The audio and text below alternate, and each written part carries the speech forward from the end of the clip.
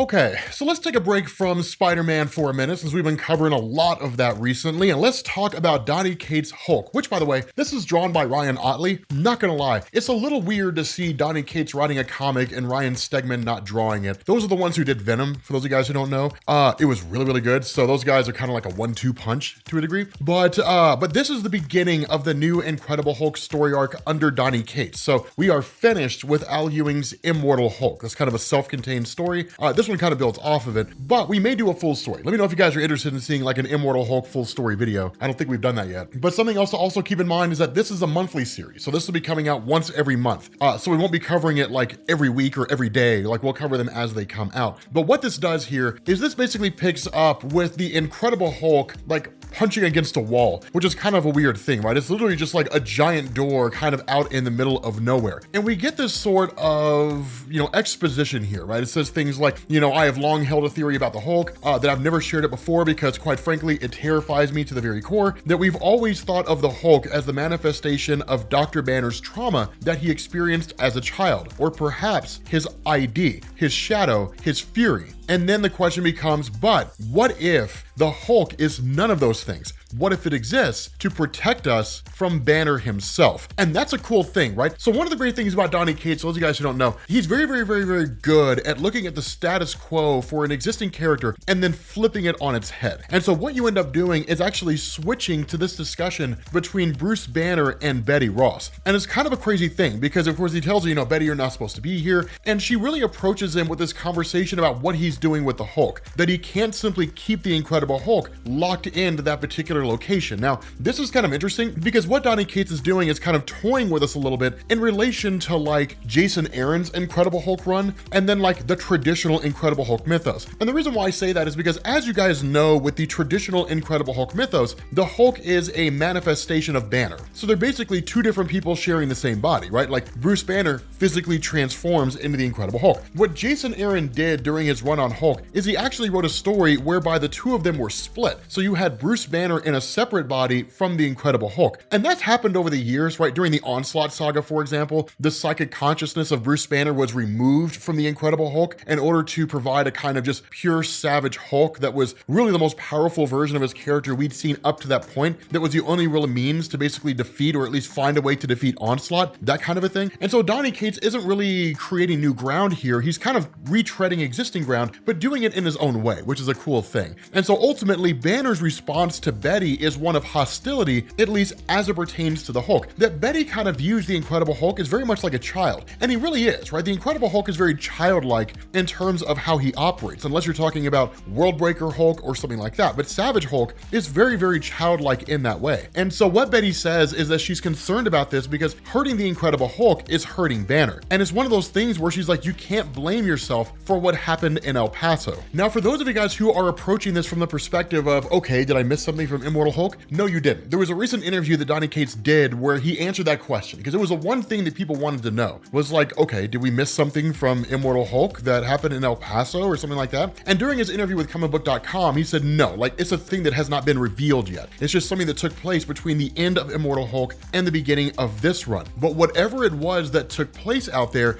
Banner just kind of freaks out and says he doesn't really blame himself. He blames the Incredible Hulk. And so ultimately his feelings about how the world perceives him really come out and manifest here. And this is something that you don't readily see from Banner, where Betty says that like, you're scaring me, right? You can't act like this. You don't sound like yourself. Then the response of Banner is, and how would you know what I sound like, right? How would anybody know? The only time I'm ever useful to any of you all is when I'm not here, when you need the Incredible Hulk. And he says, I never wanted any of this, right? I never wanted to be a superhero or a defender or an avenger or a monster. He's like, I never wanted to do any of this stuff. All I wanted to do was push boundaries. All I wanted to be was a man of science. And so he says, at the end of the day, it didn't work. Like none of that happened. And so because of that, he says like this whole thing, right? Like this Incredible Hulk, it grew inside of me like some kind of a tumor, some kind of an illness, and I was a fool to believe that it would ever stop growing in the first place, to believe that I could somehow control the Hulk or contain the Hulk, that after the events of dealing with the one below all and the one above all, that I somehow had a stronger grasp on all this. I was a fool to believe any of that. But more so than that, the biggest concern that Bruce Banner has is that at some point in time, the Incredible Hulk is going to manifest. He's going to take over. And his fear is not that the Incredible Hulk is going to kill his friends or anything like that. It's that the Incredible Hulk will stay that way. That Banner will never come back out again, right? That the Incredible Hulk will basically find a way to stay in control and you'll never ever see Banner. He'll lose himself. And that's one of the funny things where, again, Donny Cates is building on history here, specifically with Peter David's The Incredible Hulk, The End. For those of you guys who never read that story, it was a phenomenal story where basically the Incredible Hulk was the last living thing on Earth, right? Well, not really thing. He was the last living superhero, last living person on Earth. And that all that was left after this just catastrophic nuclear war was basically just him and like giant bugs that would eat him on a daily basis and he would heal himself and all that kind of stuff. But there's one point near the end of the story, or really at the end of the story, where he lashes out his Banner, who's basically grown old, and he screams at Banner that like, I want you to go away, right? Hulk just wants to be alone. And then the Banner persona basically dies of old age, however that works. And so because of that, the Incredible Hulk is eternally left alone on Earth. Like he'll just be on Earth forever and that'll be it until such a time that either Earth is colonized by some alien race or life begins anew and begins to evolve, that the Incredible Hulk will seemingly just live on forever as the only occupant of the planet Earth itself, unless he finds a way to leave. The important thing is this is one of those stories that Donny Cates is referencing here. And so it's kind of an interesting thing because in the end, we kind of find out to a degree what's really going on here when Banner tells Betty Ross,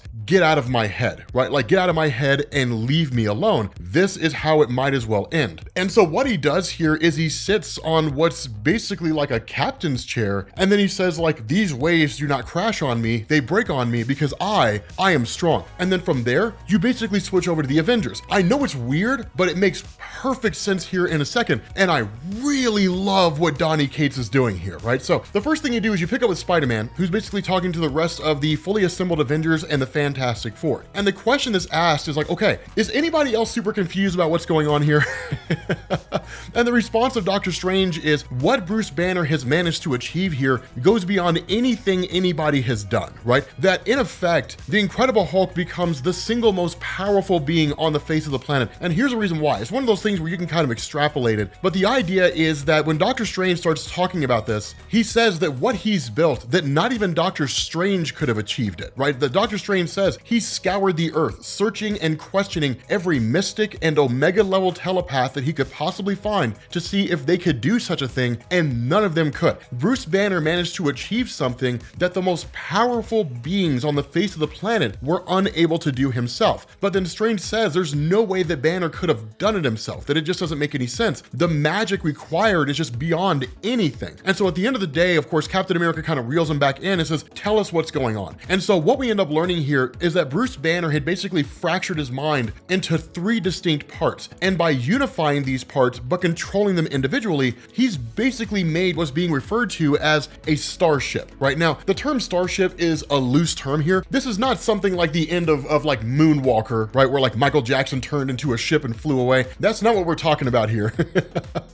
It's the phrase or the term starship in relation to basically how the Incredible Hulk exists right now. Now, the other thing about this is that the Incredible Hulk is making its way towards Wundagore Mountain looking for a particular thing. And it's kind of crazy because along the way, he's basically fighting Iron Man and 4 Hulkbuster armors, which is nuts, and he's overpowering them all. But what Doctor Strange tells us is that these 3 distinct parts are eloquently designed and really work as a singular cohesive unit. What Banner had done first and foremost is he had stolen technology from advanced idea mechanics and then basically used that technology to enhance the skin, for lack of a better word, of the Incredible Hulk. Basically, he's made the Incredible Hulk more durable than he was before, as if he needed it. The Incredible Hulk was already one of the most durable beings out there. Like, being able to successfully physically injure the Hulk is no small thing. I mean, you could make his nose bleed if you were strong enough, right? Like, the Thing has done that. But if you're talking about like literally cutting the Hulk, removing a limb or something like that, you need something like adamantium, possibly vibranium, and most likely something like carbonadium or the Muramasa blade in order to pull that off. You would need a highly specialized weapon to achieve that. What Banner's done here is basically push that durability beyond what we've previously seen with his character. And we'll actually see how far deep that goes because it gets nuts. The second thing that Banner's done is he's built this giant mind palace like nothing Doctor Strange has ever seen before. So much so that there's not a singular telepath on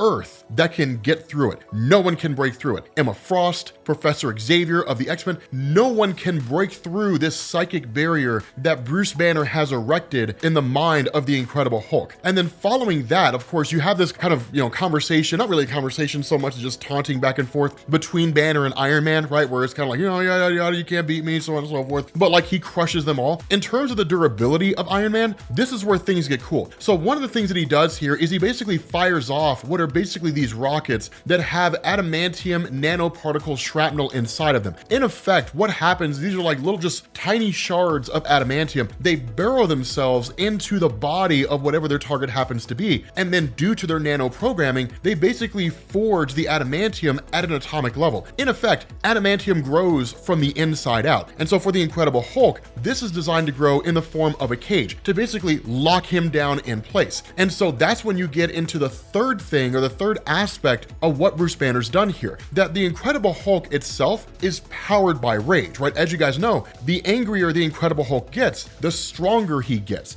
What if you were able to find a way to weaponize that? And so that's what Banner's done. That Banner, sitting in this kind of captain's chair, is basically controlling the body of the Incredible Hulk. But what of the Incredible Hulk's consciousness? Banner has actually taken that and locked it away. And that's what you saw in that opening scene when he was punching on that door, that Banner has imprisoned the psyche of the Incredible Hulk and then basically subjects him to constant bombardment by enemy forces whenever he needs him to become angry. And because the Incredible Hulk is childlike, the Incredible Hulk is going to attack whatever it is that's attacking him, and he's going to become angrier the longer the conflict goes on. Because these are basically infinite armies that would be attacking him, he would just become angrier and angrier and angrier. Basically, Bruce Banner's found a way to weaponize the Incredible Hulk's rage. That rage is the engine that Bruce Banner's using. So what's basically going on here, to kind of give you guys a better perception, is that Bruce Banner used technology to modify the body of the Incredible Hulk to make him more durable. He in turn took over the mind of the Incredible Hulk, and he uses the Incredible Hulk's rage to decide how angry and how powerful the Incredible Hulk is going to get. So basically, just imagine that at any point in time in any fight that Bruce Banner could just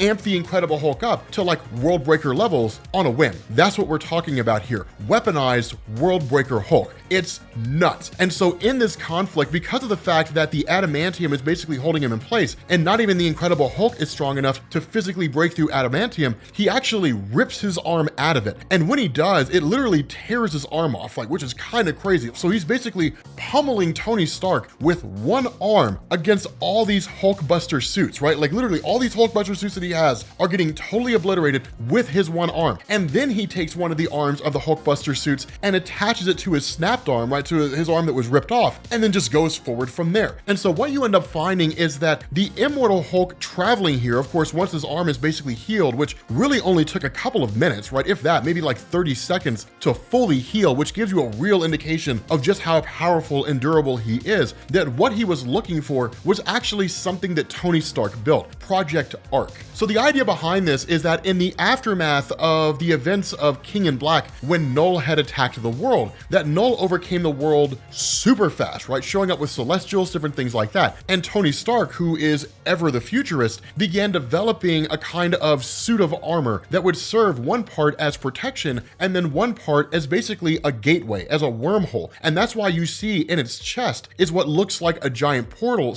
/ energy source where the arc reactor would normally be. And what would happen here is that in a time of a massive emergency, he could actually evacuate the world's population through this thing. Now, the other thing about it, and those of you guys who are X-Men fans, is probably not lost on you, this looks like Master Mold. And I have to believe there's probably a reason for that. But what this looks like, because of the fact that Tony Stark piloted a Celestial, is that it looks like it's a Celestial killer armor, is what it looks like, right? Like Iron Man's Celestial killer armor, which is kind of nuts. But at the end of the day, the response of Hulk is, I'm gonna need to borrow this. So, despite Tony Stark begging for him not to, that the math is not complete, he has no idea where he'll go if he passes through that portal, if he'll basically take control of the suit of armor itself, or if he'll end up in some hellish dimension, or the realm of Mephisto, or the negative zone. There's no way to know what'll happen. The response of Banner is, I don't care. It doesn't matter to me. What I want to achieve is more important. So he literally travels through the portal to a future destination, and we have no idea what awaits him there. All right, what's going on, guys? This is Rob, and I forgot that Hulk number 2 was coming out 2 weeks after Hulk number 1. Now, after this, it's only coming out every month, so we'll have to wait like a month before we cover the next issue. I know it sucks. One of the things a lot of you guys have voiced a concern about is that sometimes it's hard to keep track of stories. So what I'm gonna do is I'm actually just gonna kind of create playlists for the individual stories that we're doing, so they're super easy to follow. We'll probably end up with a million playlists, but there's no such thing as too many playlists on YouTube. So for those of you guys who are following Devil's Reign, you'll actually find a link to the playlist in that video, which right now only has one video. And then for this one, you'll find a link to the playlist, both for this individual story arc, and this video will also be added into the main playlist for the Incredible Hulk. So that'll make it easier to follow along. Having said that, so in the first video, what we had kind of talked about and what we ran over here was really the change that was going on with the Incredible Hulk. This idea that what Banner had done in the aftermath of like everything that Al Ewing had done, which was just a ridiculously amazing story, which we still need to release a full story for Immortal Hulk. That what's happened here is Banner has basically weaponized the Incredible Hulk insofar that he basically turned him into a ship. Because the Incredible Hulk is so incredibly durable and so powerful, he can survive in almost any environment. And one of the things that was established in Jason Aaron's run is that the Incredible Hulk's physiology can actually adapt to an environment. So he wasn't able to breathe underwater until he was. And so what this means is that with Banner basically controlling the mind of the Incredible Hulk and the Incredible Hulk's rage being used as quote unquote the engine that drives the ship, that he's basically able to do almost anything he wants to insofar as executing plans. We don't really know what this plan is. What we do know is that Banner basically seized control of basically celestial tech and then in turn traveled into the multiverse. Now the funny thing about this is that as soon as he leaves his universe, he comes across a group that's referred to as the Alternate Universe Timeline Hazard Operations Response and Intervention Team with some other word that starts with a Y. It's Authority. This looks like Authority from DC Comics. Those of you guys who don't know who that is, the Authority is actually a group that operates essentially in the multiverse, but they've served different purposes, but they're a Wildstorm team. We haven't really talked about them, and maybe we should. We haven't really done much in the way of Wildstorm, but this is hilarious because at the end of the day, he just plows through. I mean, none of these guys really have a chance, but it is kind of a funny thing to see. I mean, tell me this ship in the background does not look like the ship of the Authority from Wildstorm. They're basically a pastiche, right? I mean, if they're not exactly those characters, they're basically a pastiche. But when it comes to the multiverse, this is one of the things I want to talk about. I like to reiterate this every so often for people who are either new or who have been here for a while and need a bit of a refresher. There are a lot of teams that patrol the multiverse for different reasons. Like the Exiles travel from one universe to the other, just basically solving problems. And we should cover the original, like not really the original, but like the Exiles run that basically went into what was basically House of M and all that kind of stuff, did like the World Tour storyline and all that. We should probably cover that because the Exiles are like the most underappreciated but most amazing team in Marvel Comics. Like literally it's just a team that travels to alternate realities. Every one of their stories was awesome. There was never a boring story in the Exiles, but nonetheless these guys are obliterated pretty quickly. The other thing behind this is that Banner is basically asleep at the wheel, and it kind of makes sense, right? I mean, it's a pretty exhausting situation to be in, controlling a giant green rage monster and then, sending him into space. A lot's happened over the course of the day.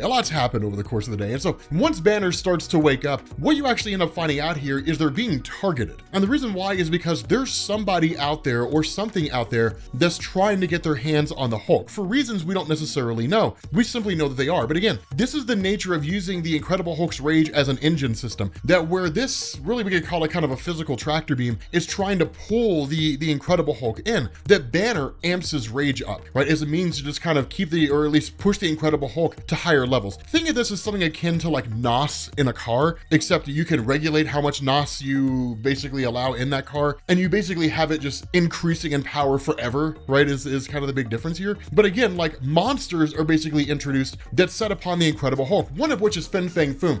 Spoilers, have you guys played the Guardians of the Galaxy game yet? Dude, that game is amazing. I just finished it like a couple days ago. Dude, that game is amazing. Fin Fang Foom looked awesome in that game. When they're like, we need to go find Fin Fang Foom, I was like, yes!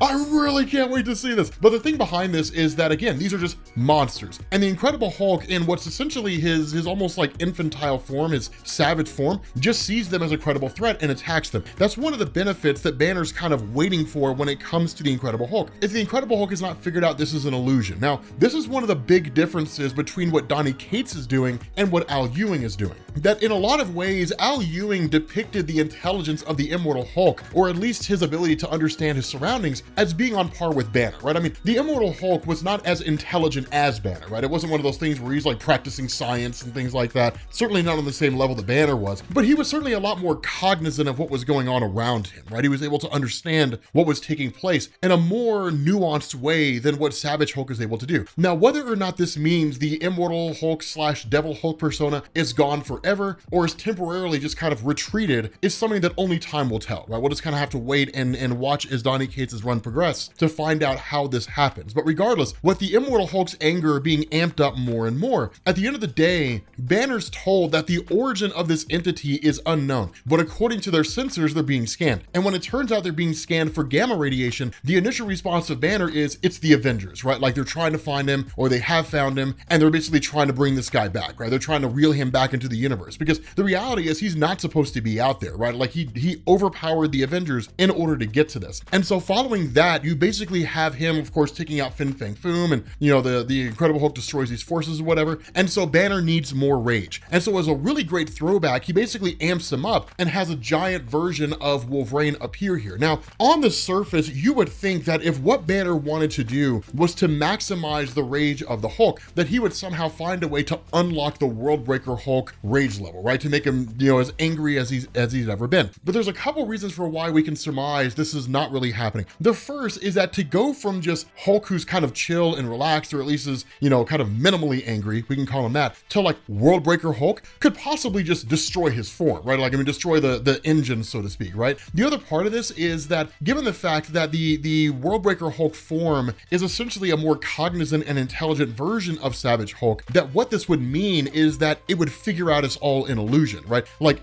Worldbreaker Hulk would figure out what's going on and then basically just stop, right? And just cease to fight and just kind of maybe revert back to a base form and call it a day. There's a few different reasons for why we can discern that's not necessarily happening. The other cool thing here is that this being a throwback is to the old Wolverine first appearance when he fought the Incredible Hulk. This is how he looked, right? This is how Wolverine looked back in the day. Not only that, as most of you guys know, the Incredible Hulk and Wolverine have had some ridiculously good fights, especially with that animated movie, right? Hulk versus, and it's like Wolverine and Thor. You guys remember that movie? That movie was awesome. I'm gonna watch that movie as soon as I finish with this video. But like, it was a great movie, right? It was a great thing. I absolutely loved it. But there's been some great battles here, right? And there's a lot of, I wouldn't say animosity, but Wolverine kind of represents this being that's very difficult for the Incredible Hulk to take out. And so the Incredible Hulk's rage just kind of keeps going and going and going. But as the fight breaks on or continues on between Wolverine and the Incredible Hulk, the Hulk's not getting as angry as he needs to be. The engines themselves are also critical. So it's almost as though the engines kind of match what the Hulk is going through. Now you do get some cool moments, right? Where like giant Wolverine goes to stab the Immortal Hulk and his claws get stuck in the ground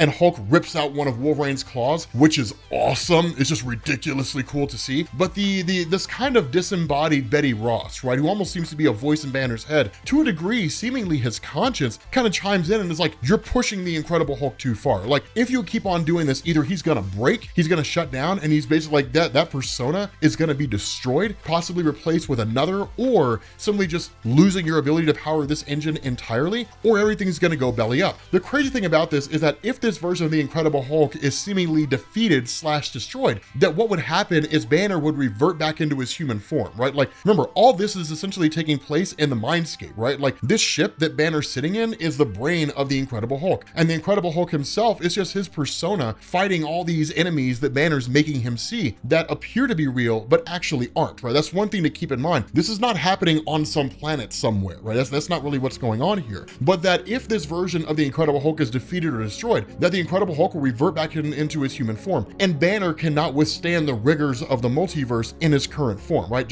Like as a human being, he cannot withstand that. He would basically be destroyed. And so that's why there's a bit of desperation here. That's why there's a bit of a desire to kind of push the Incredible Hulk more and more and find some way to get past this. Ultimately though, the Incredible Hulk succumbs to this kind of tractor system that's pulling him in, and there's no conceivable way for them to find a way out. And so essentially, once they're pulled back in here or into this particular location, they crash land in what basically looks like a cave with a kind of stasis field that's keeping the Incredible Hulk in place. Now, we're not really given the details of this stasis field, and in reality, we don't really need them, but I would surmise that given how it's technology based, it's likely one of those things where it basically reinforces the strength of the Incredible Hulk Hulk. So for every punch he doles out, that level of strength is amplified 2 times over by the shield. So basically the shield is always more durable than the Incredible Hulk is, right? Like the Incredible Hulk's strength works against him and being able to try to break out of this thing. The crazy thing is that there's just this kind of guy out there, right? Like this person out there that you can't really make out, that says that like after all these years, they finally caught him, right? They finally caught this person. And where Banner doesn't know what's going on, right? Like who in the hell are you? Like what in the heck is happening here? The person kind of chimes in and says, wow, you're wildly different from all the rest of them, right? You can speak, you can reason, and you're in control. Like this is kind of weird. Like don't be afraid, I mean you no harm.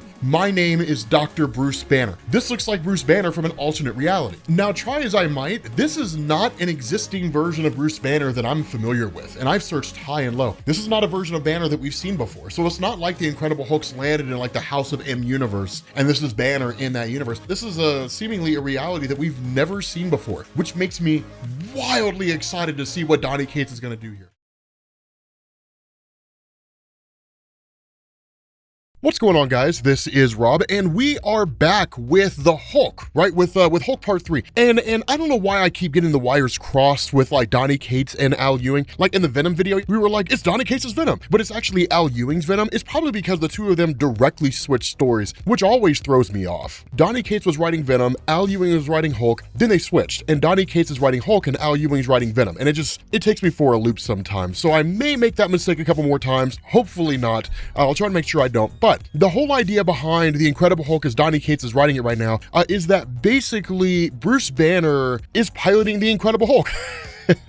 Now, if you want to get caught up, make sure you guys check out the playlist down in the description, which will not only have this Incredible Hulk story all the way at the bottom, but will also have a whole bunch of other Incredible Hulk stuff to go along with it, including the Immortal Hulk. But the whole thing behind this is that Banner is basically in an alternate reality. And the crazy thing is that this alternate reality he's in is one that's actually occupied by another version of Bruce Banner. Now, before we get into that, there is something really important here. And this is one of those instances where Donny Cates teases a thing and then kind of gives us this slow introduction. It's usually what he always does. You can set your watch to it, right? So he'll give us like the first 2 issues, which will set the stage. And then we'll get issue number 3, which is something's coming. And then we'll get issue number 4, which may or may not focus on that. And then with 5 and 6, we'll basically come to the fruition of what's going on with the thing he discussed, assuming he's going to keep it confined to those 6 issues and not really like build it up as something that'll show up in like, 12 or 24 issues later on down the line. But the thing about this, and really the big question that we'd all had, is that at the end of Al Ewing's run on the Immortal Hulk, that Banner and Hulk had basically kind of found a way to work in unison, right? There was harmony there, as there usually always is when it comes to the ending of a Hulk story. What we didn't know is what had happened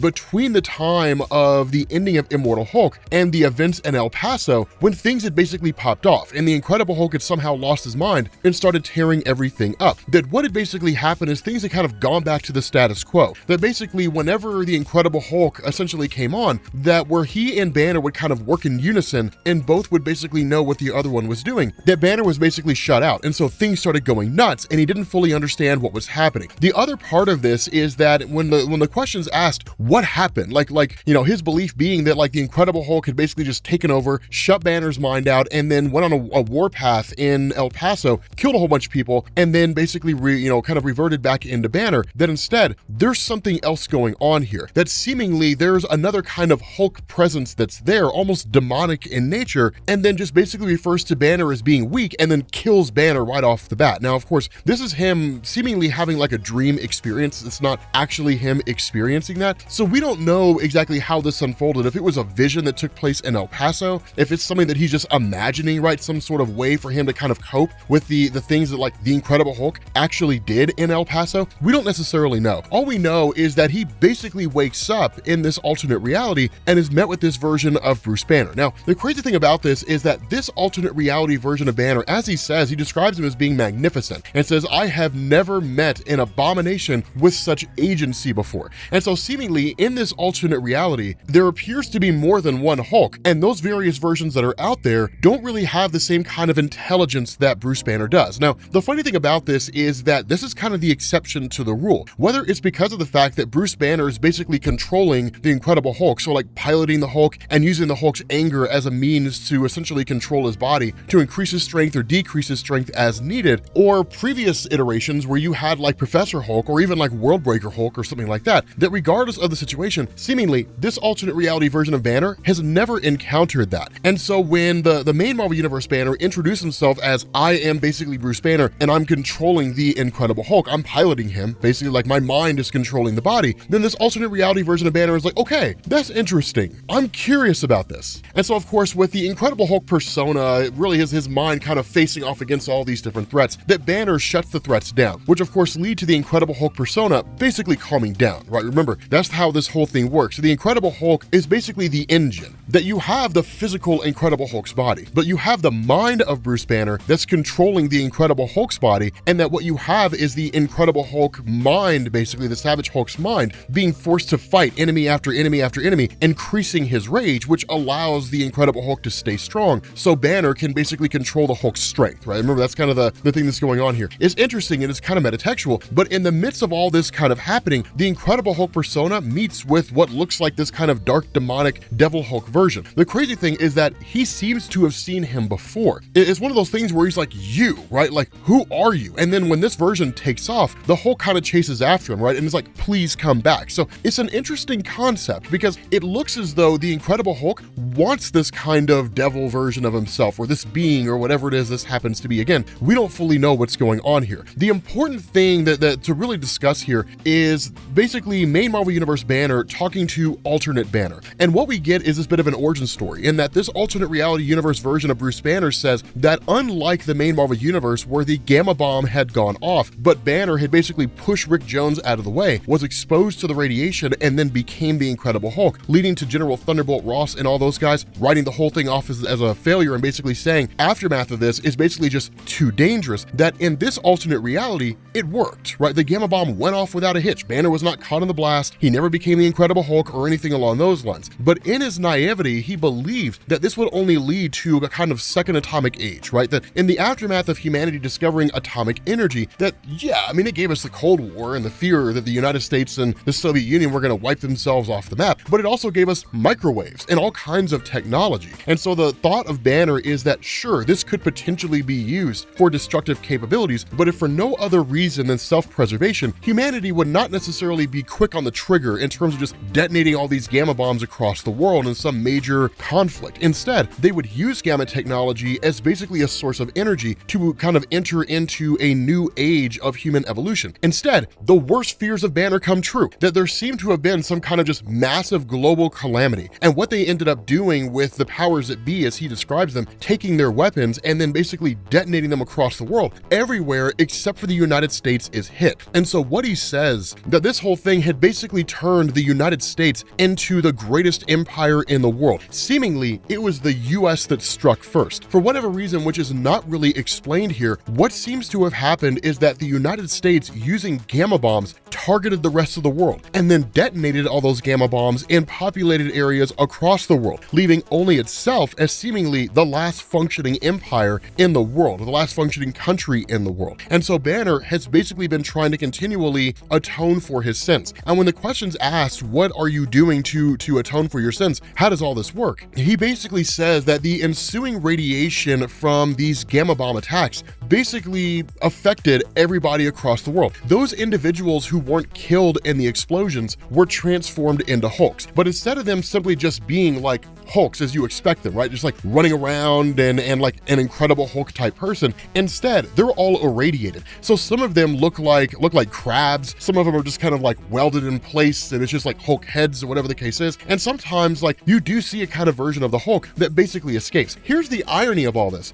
This is almost exactly how the events played out in Greg Pak's Planet Hulk event as part of Secret Wars, right? The big difference here is that in that story, everybody in the world were changed into like tried and true true Incredible Hulks, right? Incredible Hulks or She-Hulks, and like that was basically it. They weren't really mutated or anything like that. It's just everybody in the world became a Hulk. Here, it's really an interesting blend between the events of Greg Pak's Planet Hulk from Secret Wars, which I think was part of like War Zones or something like that, and then the events of Incredible Hulk: The End by Peter David, right? Where basically the world was destroyed in nuclear war. All the heroes and all the villains had basically died out, and the Incredible Hulk and Banner were like the last two people on Earth until the Bruce Banner persona had a heart attack and died, and then it was just the Incredible Hulk. And I don't really know how a persona has a heart attack and dies, but regardless, it's a very interesting blend between these two things. The other part of this is that because these Hulks kind of appear out in the world every once in a while, and because this alternate reality version of Banner referred to them as abominations, the question that the main Marvel Universe Banner is,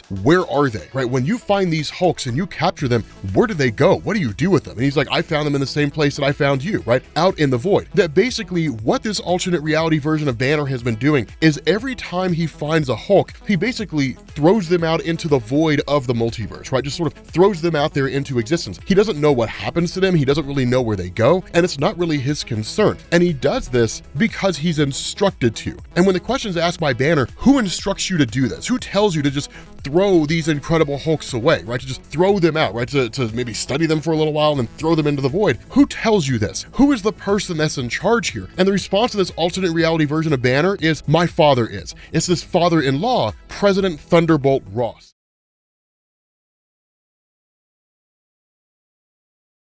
What's going on, guys? This is Rob, and we are back with Donny Cates' run on The Incredible Hulk. And in the last video, we basically ended things seemingly with this idea that Bruce Banner essentially seemed to work for like General Thunderbolt Ross, or at the very least was subservient to General Thunderbolt Ross, who of course had become President of the United States. Now, the other part of this reality is given a numerical designation, which usually happens faster than this, but this is referred to as Earth 122. So maybe that's something that'll become important later on down the line. I'm not entirely sure. Usually whenever Marvel actually assigns a numerical designation to an alternate reality, it usually means that alternate reality will appear in the future. So again, that's why I say you may or may not want to keep it in the back of your head. The thing about this is that, as we know, basically Thunderbolt Ross ends up discovering or finding out that there is a kind of enormous amount of gamma energy that it basically spiked from a specific mountain range. And what this does is it seems to indicate that Bruce Banner is actually in hiding from General Thunderbolt Ross, that he's not actually working for Thunderbolt Ross per se, and that what ends up happening here is Thunderbolt Ross, of course, is like, send everything, right? Like, get all the dropships going and everything like that, and I want to be there when it all happens. Now, here's the thing to understand. This would never be allowed to happen. The President of the United States would never be allowed to enter an active war zone. The Secret Service would keep that from happening, right? Like, the President's not allowed to put himself in harm's way like that. I mean, he wouldn't even be allowed to get close. He would never be allowed to enter an active war zone. But at the end of the day, as Grant Morrison once said, this is comics and none of it's real, so why does it matter? So here's the other thing about this. The big question that we kind of had to ask here is, what's going on with the rest of the world? Now, we don't necessarily get this in depth. We do get a couple questions answered, but really we basically end up finding out that it's largely Tony Stark who killed the world. Not Tony Stark directly, but the technology of Tony Stark. That what ended up happening is that with everything following the way that it did, right? The Gamma Revolution, as it was called, all these people with like gamma energy basically popping up all over the place, that what it did is it made Stark technologies essentially obsolete. Now, this is an important thing because before Tony Stark became Iron Man, as most of you guys know, he was a weapons manufacturer. And whether it's because you've seen the movie or you've read the comics, it was basically the art of war, right? The danger that comes with war itself, and like the loss of innocent lives, and the fact that Tony Stark was forced to face that fact when he was kidnapped, well, really during the Vietnam War in the comics versus during the Afghan conflict in the movies, that he ended up turning over a new leaf and basically using his technology in order to, one, make the world better, as well as turning himself into an Avenger. The difference here is that because this whole Gamma Revolution happened before Tony Stark became Iron Man, or at least maybe after he became Iron Man, the Stark Industries had no real value. And so the result of this is that Tony Stark filed for bankruptcy, right? Like literally his company's value just plummeted because he wasn't offering anything that was better than the whole Gamma Revolution, right? The idea of like gamma powered beings. And so what this meant is that eventually his company was absorbed. Now, we're not really told who it was that absorbed his company, whether it was Justin Hammer or anything like that, or even just the federal government itself. The important thing here is that ultimately Tony Stark ended up just dying of his alcoholism, right? He ended up being found dead outside of a bar from alcohol toxicity and basically chronic pancreatitis. Following that, the technology of Tony Stark was basically used, presumably by the government, to kind of bridge the gap between the gamma radiation of the Incredible Hulk and the technology of Stark to create these basically gamma-powered Stark robots, right? And then in turn, they started wiping out everything, right? Like literally the X-Men popped up shortly after that, and they were all just annihilated by the federal government, right? Just totally wiped out completely. Now, the thing about this is that this looks like it takes place around the time of giant-size X-Men. So not only were the X-Men eradicated by the forces of basically the government using Stark tech, but they also nuked the entirety of the Xavier School for Gifted Youngsters. Now, we're not really given much outside of that. It's really just kind of Banner reading about all this stuff in this alternate reality. But what we can also largely surmise here is that when he starts asking questions like, is there nobody left, right? What about Blade or Moon Knight or like Captain America or even like Spider-Man? That like the response of this alternate reality Banner is like, Blade or Moon, like I have no idea what you're talking about. So seemingly there is no Blade, there is no Moon Knight, which is really kind of interesting because in the main Marvel universe, Eric Brooks became Blade pretty early on, and he's been around for quite some time. So seemingly he may still be around and just nobody knows about him, or maybe he just never really came into existence at all. Captain America may still very well be frozen in ice. It's just one of those things where we're not really given a whole lot of answers. Maybe we will get them at a later point in time, but at the moment, we don't really know what's happening. The crazy thing about this though is that in the middle of all this, you basically end up having like the forces of Thunderbolt Ross, so basically the US government, that descend on this mountain range where you have the main Marvel Universe Banner and this alternate reality Banner. And so what it does is it leads to like alternate Banner basically telling like, the main Marvel Universe Banner, right? Don't go out there, right? Like this is literally an army that's bred for the purpose of destroying people like you, right? Like this is not like you running out there and dealing with like bullets and things like that. They specialize in this. And so what you end up getting is that once Banner shows up out there, it's just like this colossal army with these giant mech suits. You know what this reminds me of? In a lot of ways, it reminds me of like Days of Future Past, right? It looks very, very similar to Days of Future Past. This is one of the reasons why that story was so landmark when it came out and why it has such a strong legacy, because so often whenever you look at alternate reality stories where essentially the superheroes have basically been killed off in some form or fashion, usually by the actions of the government itself, that it is some kind of Days of Future Past-esque scenario, right? The activation of some version of the Sentinel program. Sometimes the Sentinels become self-aware, other times the Sentinels never deviate from their programming, they never become self-aware, and they just operate based on the programming given to them by the federal government. But whatever it is, the funny thing about this is Banner tells his alternate reality counterpart, no,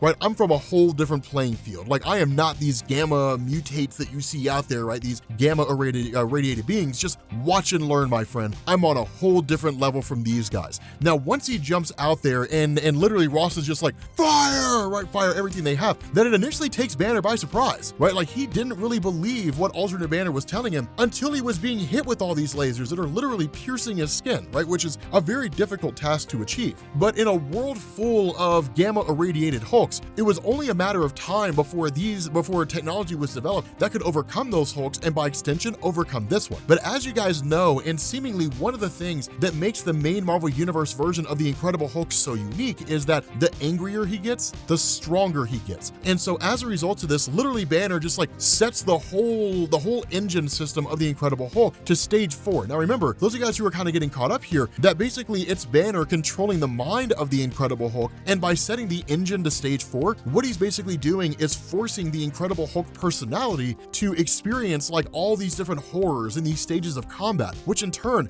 makes the Incredible Hulk personality angrier, and it makes the Incredible Hulk's body stronger and more durable, which allows Banner to continue fighting in places that he normally wouldn't be able to fight. The thing about this is that by going to stage 4, it basically activates a kind of hallucination of the Marvel zombies. So literally, while like the Hulk personality is just losing its mind attacking all these Marvel zombies, it amps him up more and more. His healing factor kicks in, he recovers almost instantaneously, and then like the strength boost comes. And in doing so, he starts laying waste to the forces of Thunderbolt Ross, right? Like at that point, it's really Thunderbolt Ross realizing he never had a chance in the first place, right? Like, it's just absolute madness here. And even this alternate reality version of Banner is like, my God, like, what the hell have I unleashed, right? They have never seen anything like this in this alternate universe. They've never seen like a tried and true Incredible Hulk. And that's one of the things that Donny Cates really seems to be hitting at, is that yes, you have different iterations of the Incredible Hulk from around the multiverse, but there only ever really seems to be one version of the Incredible Hulk that's as unique as this. Now, the reality is,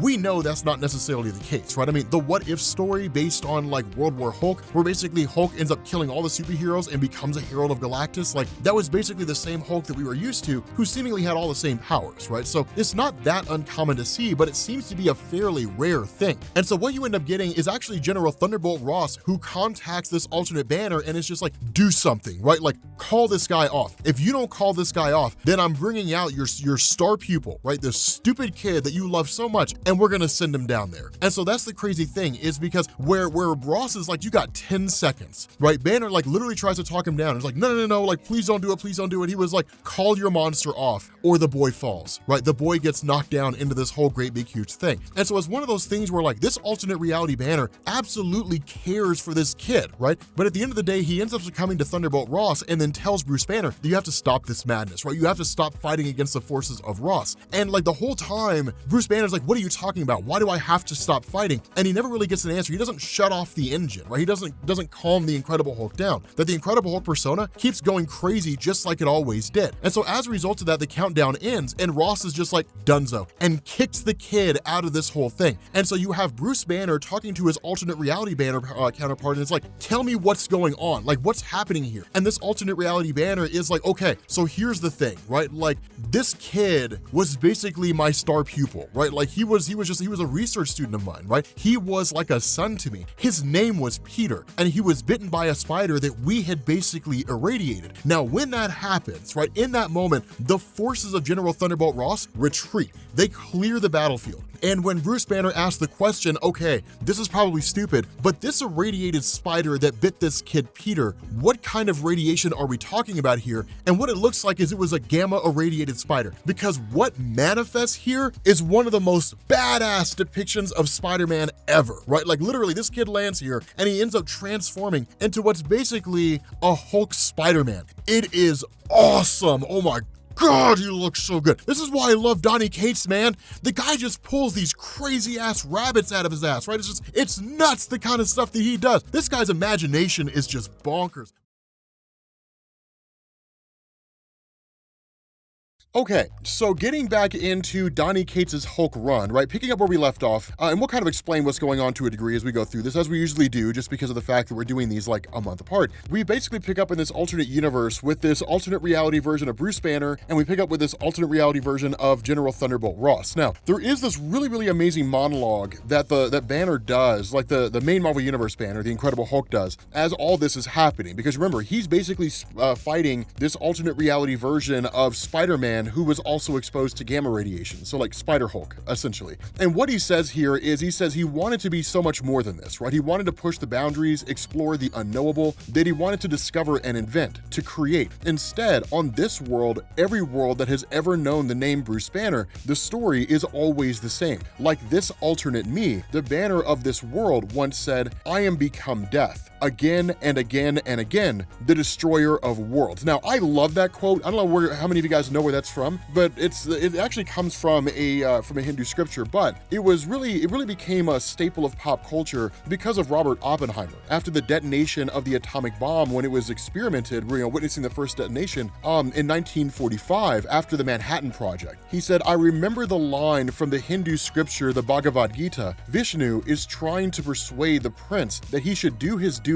and to impress him, takes on his multi-armed form and says, 'Now I am become death, the destroyer of worlds.'" I absolutely love that quote. I've always loved that quote, right? It's just one of my absolute favorite quotes when it comes to the history, just in general, right? It's an amazing quote. But nonetheless, right, this alternate reality version of Bruce is basically being pummeled by Thunderbolt Ross. Now remember, they kind of worked together to a degree, right? That Ross, seemingly in this universe and virtually every other, has never really liked Bruce Banner. But the I guess maybe alliance between the two, despite it being tenuous, was predicated on the idea that in the attempt of this alternate alternate reality version of Banner to solve the bio-waste problem and accidentally creating all these different versions of Hulks, essentially, some of whom are grotesquely mutated, others are relatively normal in terms of their appearance, that in order to correct this mistake, they would basically send them through a wormhole, and who knows where they would go. Now, one of the things Donny Cates tells us is that ultimately we'll find out where they go to.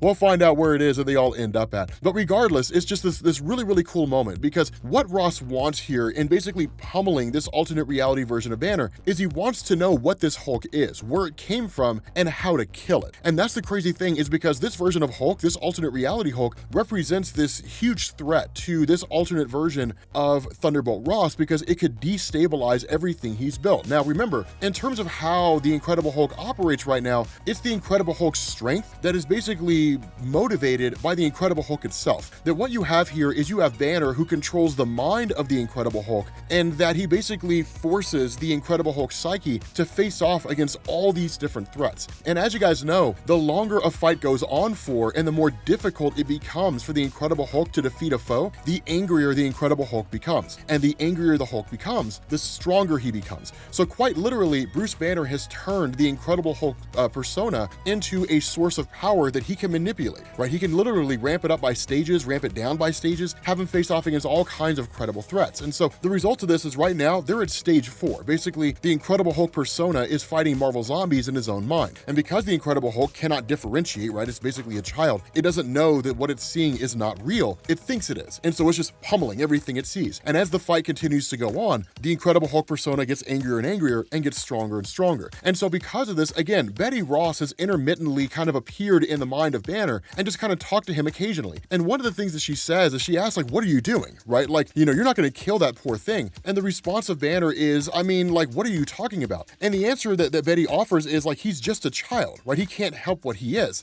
And that's when Banner gets a little irritated and is just kind of like, you know, what is this, right? Since when do you care so much about protecting these supposed children? Why is this so important to you? And that's when Betty's like, Bruce, I don't exist, right? I'm a manifestation of your own mind. But she says, I know what happens when you lock a child away and abuse it, when you take its freedoms away, its agency. It bottles all of that up, right? All of that fury, all of that rage. When you do that, Bruce, the child turns into what made it. You know this better than anyone. You were turned into what you are by your father, right? Like, you hurt people, you did bad things to people, right? Like, the Incredible Hulk persona is a manifestation of the abuse you experienced at the hands of your father, right? Rage given a physical form. And she says, now you have to ask yourself, if you lock the Hulk away and you keep hurting it, keep making it angrier, making it bottle up all of that rage, when that child explodes, what will he turn into? And the response of Banner is, I don't know, but let's find out. And that's when he ramps it up to stage 5 in order to defeat this, you know, mutated version of Spider-Man. And at this point, now it's fighting gods. It's fighting Surtur and like Thor and Beta Ray Bill and like Loki and all these people, which again makes the Hulk angrier and angrier. Now the Hulk is able to overcome this mutated Spider Hulk. He's able to overcome him, but at that point, or at least kind of get the fight to the point where Spider Hulk is on the ropes. But what you do here is you basically switch over to this alternate reality version of Banner, and it says, like, I tried to tell you everything, right? I've told you everything I know, right? Like, there's no conceivable way that I know of to kill this version of the Incredible Hulk. And that's when you end up having Thunderbolt Ross, who lays his chips on the table, right? He tells the guys to leave, and he basically reveals his hand. And what he says here is that in reality, at the end of the day, when it came to like all these different versions of the Hulk that this alternate reality version of Banner had accidentally created, that General Thunderbolt Ross wasn't just getting rid of them indiscriminately, that what he was doing was actually weaponizing them, that the ones who were weaker, the ones who couldn't serve a useful purpose, they were all discarded. They were sent through the portal to end up wherever it was that they ended up at. But the reality is the ones who were stronger, the ones who could be used for warfare, right, that they were kept. And in fact, Reed Richards in this alternate universe had actually made it possible for Thunderbolt Ross to essentially control these versions of the Hulk. And then in turn, they've used them to fight wars, right? That one of the things that Thunderbolt Ross has said is that he had to use, ordnance that's the equivalent to the GDP of multiple nations that have been conscripted or taken over by the US. So what this means, or what this seems to indicate, is that the geopolitical landscape is not the way that it is in the main Marvel universe. It's not the United States of America, Canada, Mexico, Russia, any of the number of countries that are in Europe, right, China, that instead things seem to have changed drastically. And we don't necessarily know what continents or what nations the United States has taken over, but the United States has taken over a lot of them, right? They seem to control a huge part of the world. And the Incredible Hulks that were basically being taken by Thunderbolt Ross, that had accidentally been created by Banner, they were instrumental in making that happen. And so while it's not necessarily the fault of Banner, Thunderbolt Ross plays it off by saying, in a way, it is. Like, like all these Incredible Hulks, they were an accident created by you. It wasn't your intention. You were just trying to solve the bio-waste problem, but you literally gave us weapons. And while I never told you before, I used them to win wars, right? I just kind of kept it hidden from you. And so that's the crazy thing, is because what happens is that in the middle of all this, you have the fight going on between Hulk and Spider-Hulk in the actual real world, right? That's where that fight is taking place. But the reality is all these bombs are dropped by Thunderbolt Ross, right? And when that happens, it's not enough to kill Spider-Hulk or anything, but it's certainly enough to basically destroy the visor of Banner. And when that happens, like, Banner is like, literally the whole thing goes nuts, right? Like, Banner's just kind of blown out of his seat and all that kind of stuff. And while it is a little weird because Banner is supposed, like, this is the physical body of the Hulk, so it's basically the psyche of Banner, the psyche of the Incredible Hulk, basically, kind of operating inside this body, that Banner is actually overtaken by the psyche of Betty Ross. That the kind of physical representation we get here, at least as far as we can tell, is basically Banner just kind of being thrown out there. It's not really Banner being thrown into the physical real world. Instead, what it is it's actually Banner just being thrown out of control, right? That basically Betty Ross is taking over. That's kind of how that works, right? So those of you guys who are watching like Moon Knight right now, for example, you know how like the minds switch between like Steve Grant and Mark Spector? This is the equivalent of when like Mark Spector takes over and Steve Grant ends up going back there. But instead of Steve Grant like relinquishing control, Mark Spector just takes control. That's basically how this is working right now, to give you guys a better understanding of what's going on. Because I know that, like, on the surface, just looking at it, it's like, wait a minute, okay, so like, does Banner physically exist? No, it's basically just the Betty Ross persona taking over the body of the Incredible Hulk and forcing the Bruce Banner persona into the background, right? And so because of this, what you also end up learning here is that this isn't actually Betty Ross. It looks like it's Betty Ross, but it's not actually Betty Ross, right? One of the things she says is that where Banner's begging, right? Like, you have to help me here. The response she gives is like, look at you, right? Helpless, trapped at the mercy of forces and violence out of your control. Remind you of anybody. And ultimately she says, you never really listen, do you, right? I told you, Bruce, Betty isn't real. Betty's not here. And what she does is she ramps the engine up and basically takes it to stage 6. And so now you have the Incredible Hulk persona facing off against demons, Mephisto, Dormammu, right? All these different guys. Now, here's kind of a funny caveat to this, right? Here's something that you may not have noticed. One of the things that Donny Cates is doing is giving us a hierarchy of power in Marvel Comics. It's very easy to miss. It's very easy to not notice, but he's giving us a hierarchy of power. That in essence, you have stage 1, which is kind of a relatively small threat. But as the stages go up, the beings become more powerful. It wouldn't really make any sense to ramp the Incredible Hulk up to stage 6 and then like, here comes the Red Skull. It wouldn't really make any sense to do that. And so Donny Cates is in effect giving us a hierarchy of power in the Marvel universe. I can guarantee you, people are going to reference this, right? You go and you look at like battle forums and different things like that, or you ask people, in different forums, like who's more powerful, like Odin or like Dormammu, right? People are going to be like, well, I mean, according to Donny Cates's, Hulk run, it looks like it's Dormammu because Dormammu was a stage 6 villain or a stage 6 power and Odin was stage 5, and that kind of a thing, right? But it's a cool little aside here. It's a smart little thing. And so in the end, one of the things that happens is that General Thunderbolt Ross reveals to Bruce Banner, this alternate version of Bruce, that these bombs that he dropped are not bombs in the traditional sense. Instead, what they are here are basically a means of mutation. That what's happening is that inside each one of these canisters are basically people that had been mutated, even though unintentionally, by Banner, but the ones that Thunderbolt Ross had kept. And that these, as Thunderbolt Ross refers to them, are basically just like abominations, right? Kind of like this alternate reality version of Abomination here. And so it's nuts because these things are massive in size, right? They're absolutely huge in size. And so of course this basically leads to Betty completely taking over the body of the Incredible Hulk, completely pushing Banner's persona out of the way. But in doing so, she says, but I'm proud of you, son. And that's where it seems to hit at this idea that this is potentially Brian Banner. Now, this is where things get a little murky because in Al Ewing's run, one of the things to remember in the Immortal Hulk is that it wasn't necessarily Brian Banner. It kind of was, but it was basically Brian Banner's spirit or essence that had been overtaken by the one below all and used to torment the Incredible Hulk. That's what that was. It wasn't actually Brian Banner himself. And so what this does is is it builds on what we've seen both in Al Ewing's runs, a lot of runs that came before it, Bill Mantlo, Peter David, where basically the Brian Banner persona is kind of the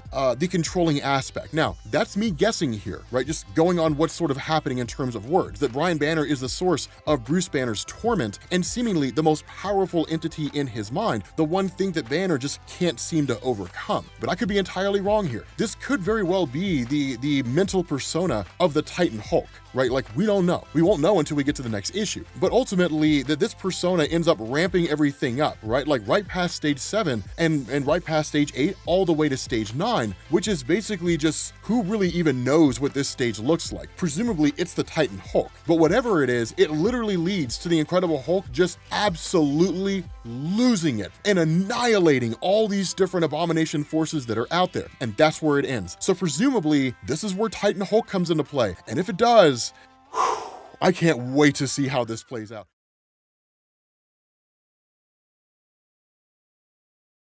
What's going on, guys? This is Rob, and we are back with Donny Cates' Smashtronaut with the finale, and we finally get the Titan Hulk, the most powerful version of the Hulk that we've ever seen. Now, for those of you guys who want to get caught up, make sure you check the link in the description, or you can click on the card here in the video, which will take you to the Hulk playlist that will get you caught up on all this stuff. But the long and short of it is that the Incredible Hulk is basically here in an alternate reality and is facing off against these altered versions of the Hulk, basically.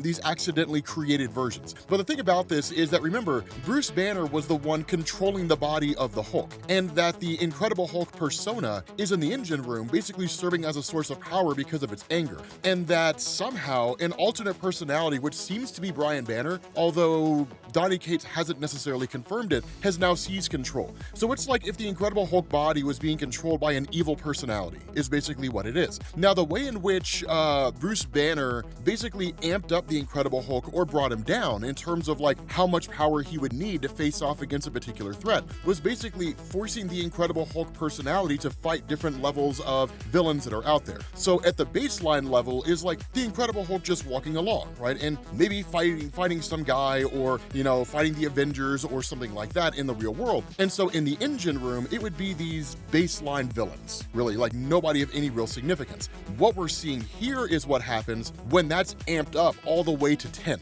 when basically it's the most amount of power that could be taken out of the Incredible Hulk, right? Like literally pushing him to his highest level. Now, Donny Cates doesn't necessarily confirm this, but what he says here, or at least what this indicates, is if this is the most amount of strength the Incredible Hulk can possibly offer, basically pushing him to the limit, then it's way beyond anything we've ever seen. And the highest amount of power that we'd seen from the Incredible Hulk up to this point was Heart of the Monster. When he was so strong, he was actually breaking the dark dimension, the dimension of Dormammu, which at the time was ruled by his sister Umar, who literally showed up in the main Marvel Universe asking Doctor Strange for help because the Incredible Hulk just couldn't be stopped. I mean, it was crazy how powerful he was. Still one of the best stories ever. Again, that's in the playlist as well if you guys want to get caught up on that. But the thing about this is that with this personality running the show, it's really just kind of offering this amazing meta commentary, coming in the form of Betty Ross, albeit seemingly actually being somebody else. What we're told here is that it says everyone always says the same thing, that the Hulk is Bruce's identity, right? His alter ego, the embodiment of a scared little boy overwhelmed with impotent rage because of the abuse he endured when he was a little kid, blah, blah, blah, blah, blah, yada, yada, yada, right? She just kind of shuffles it off. And that's true, right? That's one of the best things about this is Donny Cates kind of offering this meta commentary. Now, for those of you guys who don't know what this means, as we're going through this, I'll kind of give you guys a little bit of a background here, although you do get an amazing moment where you basically have like when it's amped up to level 10, which according to Bruce Banner is basically theoretical. He doesn't even really know what would happen if that were the case, that basically it's the Hulk versus the entire Marvel Universe, which includes the Living Tribunal, Thanos, and a version of Galactus who is the Hulk. Now, there's a reason behind that, and I'll explain that here in a second, because unless you're familiar with Galactus, you wouldn't know why Galactus looks like the Incredible Hulk. And even this personality doesn't know, which is a really, really cool concept. So the thing about this is that when it comes to the Incredible Hulk mythos, most people out here, whenever they go and they buy an Incredible Hulk comic book and they read an Incredible Hulk comic book, what they want to see is the Incredible Hulk just smashing shit. That's what they want to see. They want to see the Incredible Hulk fighting really powerful people and beating them up and just tearing things up, because that's what the Hulk is known for. Now, people who want a more like character-centric run, that was the old Bill Mantlo and Peter David stuff. Greg Pak focused on that to a degree, but it was more expanding the Incredible Hulk mythos and then focusing on like the character of the Hulk insofar as it related to like Hiro Kala and Scar, the sons he didn't know he had, which were really, really cool. And there were a few other things that went in there, but in terms of like a character deconstruction of the Hulk, what's being referenced here in terms of the fact that like the Incredible Hulk personality is the physical manifestation of just all the rage that Bruce Banner experienced at the hands of his father's abuse, that's all Bill Mantlo and Peter David. It was initially started by Bill Mantlo back in the day, but he took off before he could finish, and then Peter David continued it on. And that's why, one, a lot of people say the two go hand in hand, that when it comes to that era of the Incredible Hulk, is Bill Mantlo and Peter David together. And two, a lot of people say that Peter David's run of the Incredible Hulk is one of the most important runs. It's not the most interesting run, especially when you compare it to something like Greg Pak, which had a lot more action and a lot more character development. But in terms of everything Greg Pak did, that was built on the shoulders of Peter David. So Peter David's run is probably one of the most significant runs, if for no other reason than the fact that it just sort of changed the Hulk from like the old Stan Lee, Jack Kirby days where he's just like, you know, a monster running around with the mind of a child and like beating things up and like fighting General Thunderbolt Ross and his army and so on and so forth, especially if you look at the Roy Thomas era as well. And it changed him into like, there's actually more to the Incredible Hulk than we initially thought. Now, as far as this whole scenario goes, when it comes to like why Galactus looks like the Incredible Hulk, I mean, technically it is the Incredible Hulk versus Galactus, the Living Tribunal, and the Phoenix Force. It is here in the engine room. But the reason why is something that was established in a story called The Trial of Reed Richards. And we've talked about this before, but basically that set up the idea that Galactus does not actually have a physical form anymore. He did, back when he was Gallon, before his universe, before the multiverse was destroyed, and then he re-emerged after merging with that universe's version of Eternity, essentially. When he was reborn into the new universe as Galactus,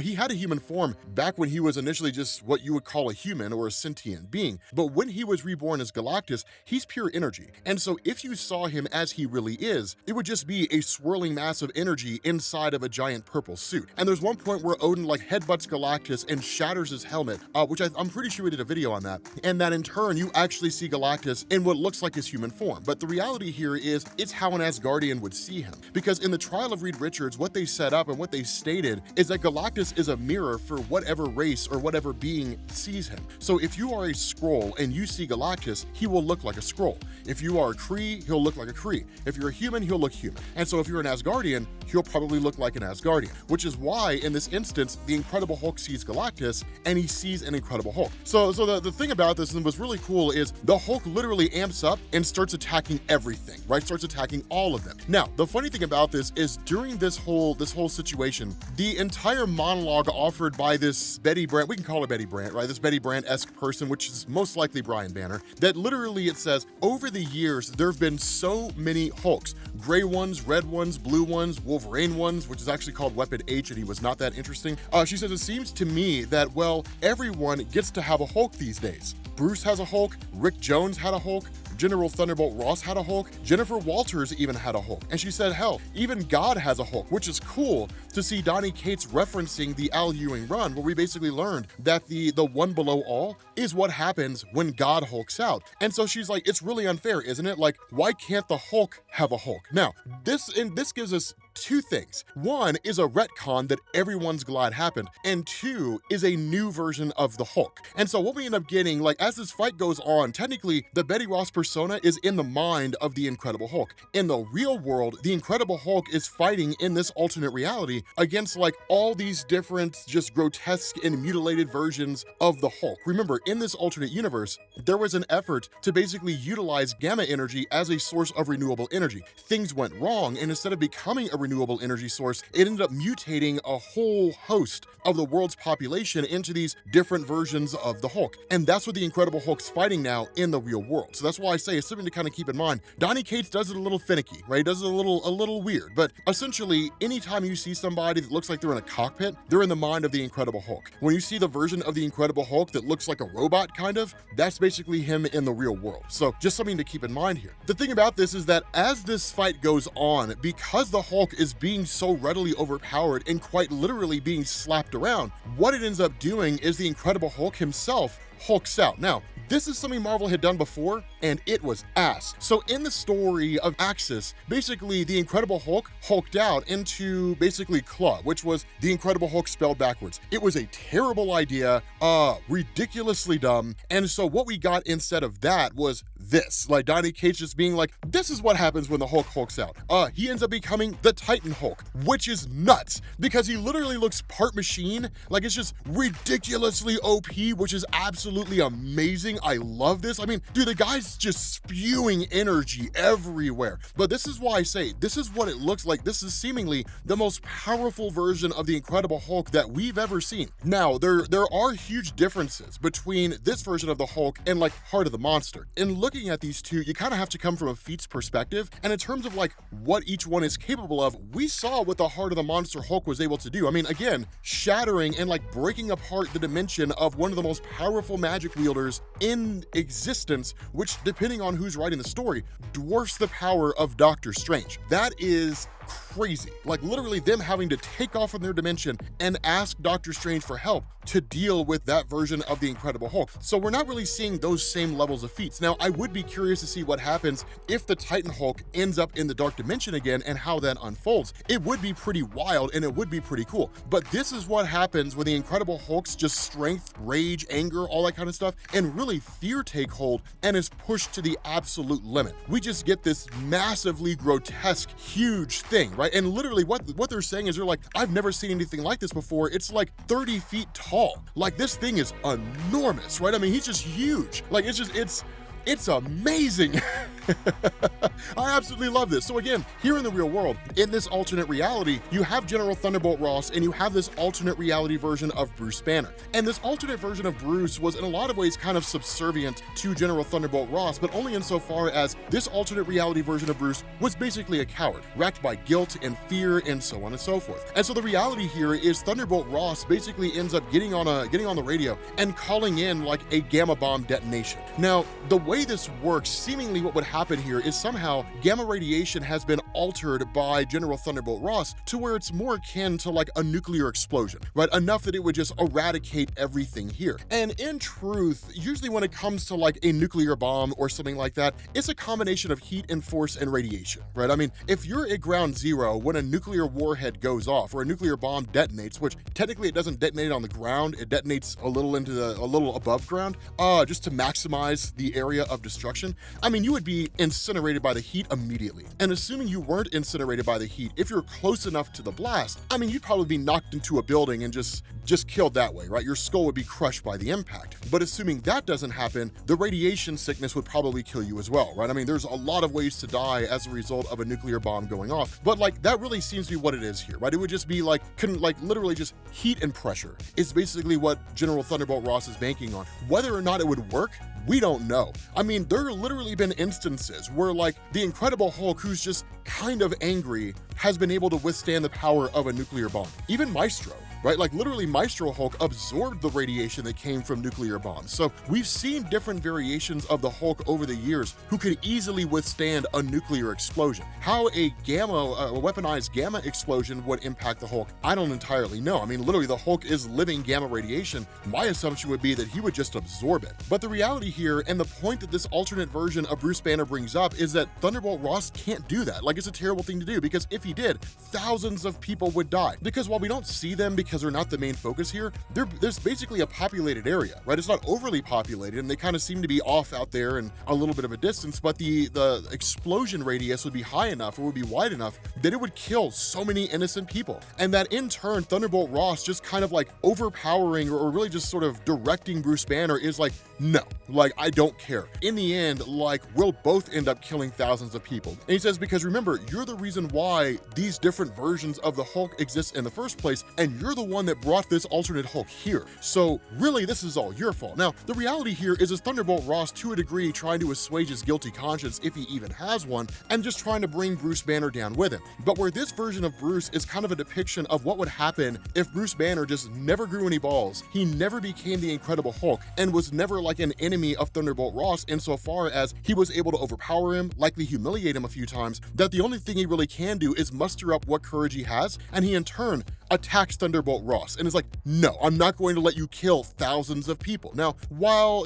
within the context of this particular story, it doesn't seem significant, or at least this particular video, over the course of the videos that we've covered, it's a huge moment because this alternate reality version of Bruce was constantly racked by guilt and constantly felt like he was making terrible mistakes. And even then, he didn't realize that where he was basically sending all these different versions of the Hulk that they caught across their world into the ether, right, into some portal somewhere with no clue where they went to, that what was really going on is that he was sending the ones out there that General Thunderbolt Ross didn't want. That what Thunderbolt Ross was doing was going around and grabbing those different versions of the Hulk that he could use, that he thought were weaponized. So in reality, he was, or at least by his own imagination, kind of using his own mind, feeding into his own guilt, he was the reason why all these different abominized versions of the Hulk were continuing to live these terrible existences under the servitude of General Thunderbolt Ross, because he didn't know. But had he not done what he done in creating the gamma detonation, trying to create some kind of renewable energy, they never would have been left to that fate in the first place. So the screwed up world in which Bruce Banner lives here, he largely takes as being his fault. Him attacking Thunderbolt Ross, overpowering him, pointing that gun at him and saying, no, like, you're not going to kill anybody anymore. This is seemingly him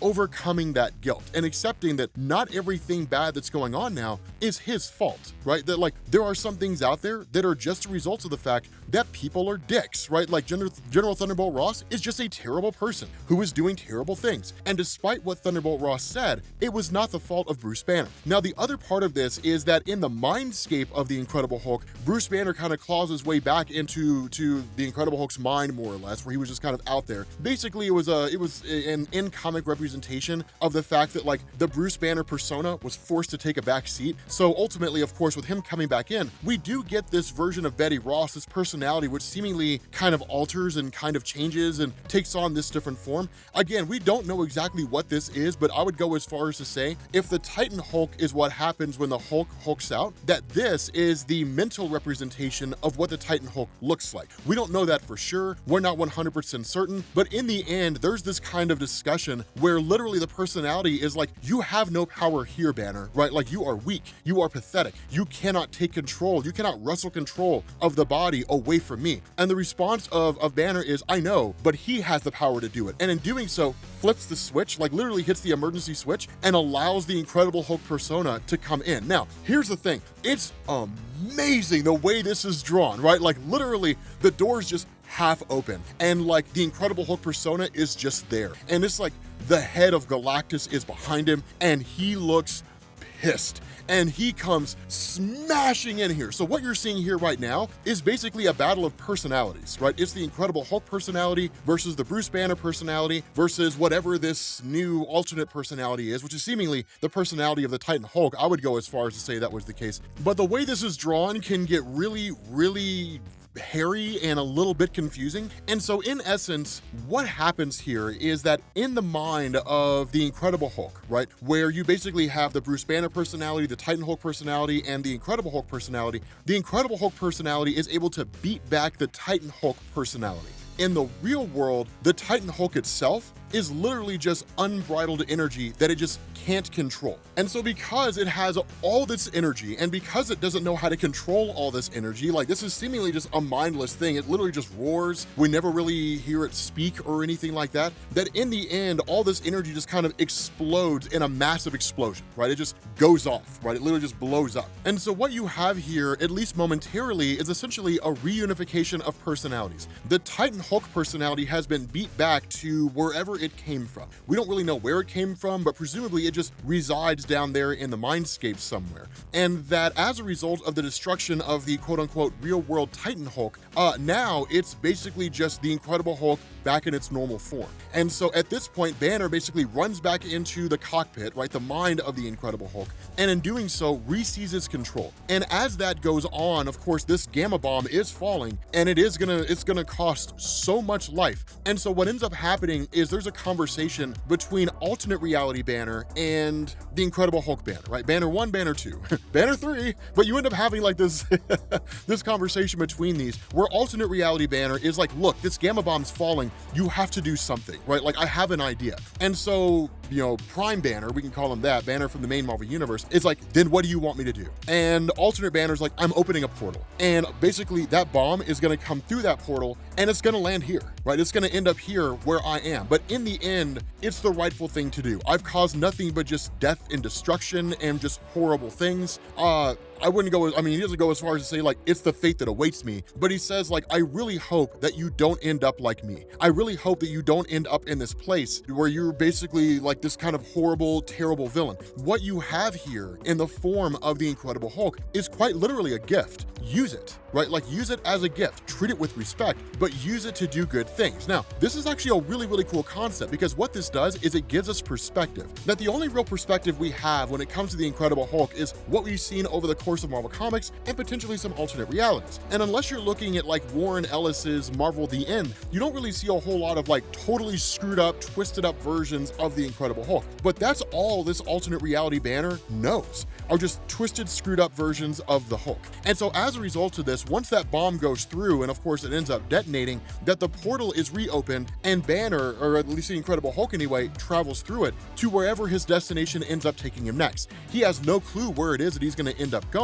All he knows is that literally at the moment, the hammer of All-Father Thor, which was recently reassembled by Angela and the angels of heaven, is making its way towards the Hulk. So in essence, what we're apparently going to see here, which makes perfect sense because literally it's the 60th anniversary of the Incredible Hulk and Thor fighting for the first time, that what we're going to end up getting is All-Father Thor against probably the Titan Hulk, which I am ridiculously excited to see. But with that being said, guys, we're going to bring this to an end. In order to make all this easier to understand, we're just going to make it into a full story. It should make it a whole lot easier to follow, but I will catch you all later. Peace.